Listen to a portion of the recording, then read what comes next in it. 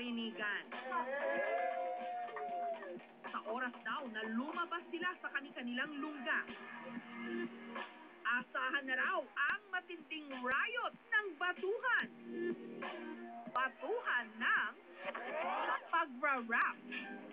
Ito ang panimula, akin ang ilalathala. Halika na makinig na at huwag lalawit ang dila. Panghawakan ng mabulutong sa amin sumagupa. Amoy isang makatamay taglay na pambihira na kung pumanas ay asikilan may di batas. Sigit, uli ni Gereba ko binibigkas kayo. Ngayon ay makinig na balat lumalawakas itong aking sasabihin ay bagay na talinhaga. Nagbuwan sa aking isip na kinuha ng aking diwa sa sarili ko. Ito ang mga grupo ng G-Town Mga rapper na malalim na at disipulo ang bumabasag ng katahimikan sa piitang ito dahil sa husay nila sa pagra-rap. Sino pag ako na ang pumanas, siguradong maihip ang kalaban na hindi rumirespeto kay sagrado. Ngayon pakinggan yung pagsak ng aking kaalyado.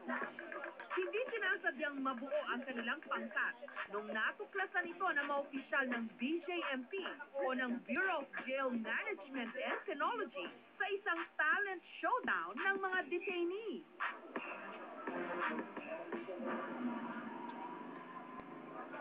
Ang rapper at kaibigan ng grupo ng G-Town na si JR, nagmagandang loob daw para bitbitin ang kanyang lumang laptop at mikropono sa minsan niyang pagdalaw sa mga ito.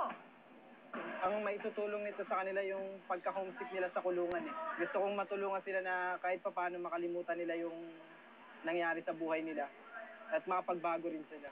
Hello, Martin.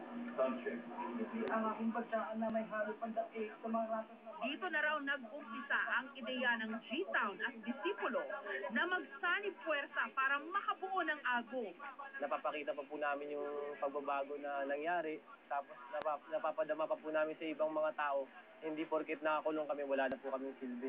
Kahit nakakulong ka, pwede mo pa rin buuin yung pangarap mo. Nito lamang Hulyo, nirelease ang kauna-unahan nilang album. Katunayan, nagpa-imprenta pa sila ng mga t-shirt para sa kanilang album cover. Sa halagang 100 piso, ipinagbibili nila ito sa mga dalaw at pamilya ng mga kapwa nila preso.